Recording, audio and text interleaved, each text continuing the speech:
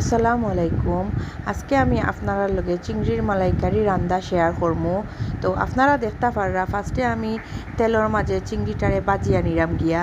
আর চিংড়িটা যখন একটু লাল লাল হয়ে যাব তখন আমি একটা বাটির মাঝে চিংড়িটা তুলিয়া রাখি লইমু। আর চিংড়ির তেলের মাঝেও আমি পেঁয়াজ আদা রসুন দিয়া পেঁয়াজটারে একটু সফট করি লইমু। আর আমি আগে থেকেও মশলারে একটু পানি দিয়ে মিক্স করে রাখছিলাম।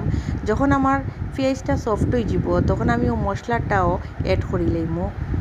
তো আপনারা দেখতে পাররা আমার পেঁয়াজ সফট হয়ে গেছে আর আমি মশলাটারে অ্যাড করে লইছি। আর মশলাটারে অ্যাড করার পরে আমি খুব ভালো করিয়া এই মশলাটারে বুনি লইমু সময় লইয়া, যাতে মশলার গন্ধ না থাকে। তো আপনারা দেখতে পাররা আমি সবটারে মিক্স করিয়া খুব ভালো করিয়া মশলাটারে বুনরাম।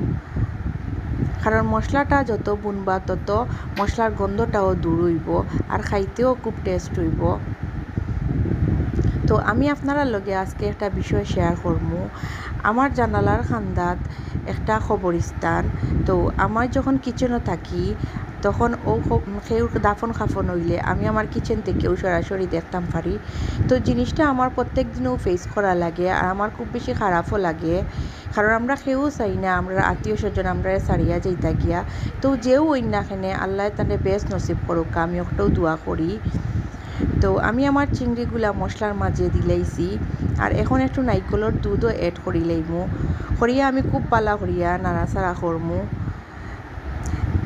যখন আমি দেখমু যে আমার তরকারির তেলটা উফরে বাসি আইছে তখন আমি বুঝমু যে আমার তরকারিটা কমপ্লিট হয়ে গেছে।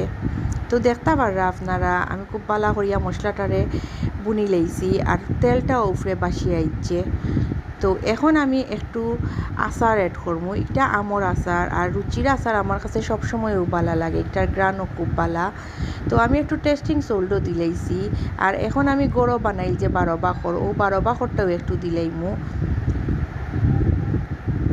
তো আপনারা দেখতে পাররা আমি এক এক করিয়া সব জিনিস অ্যাড করে লইলাম, কারণ আমার মোটামুটি রান্না কমপ্লিট হয়ে গেছে আর আমি আর বেশি সময় রাখতামও নাই।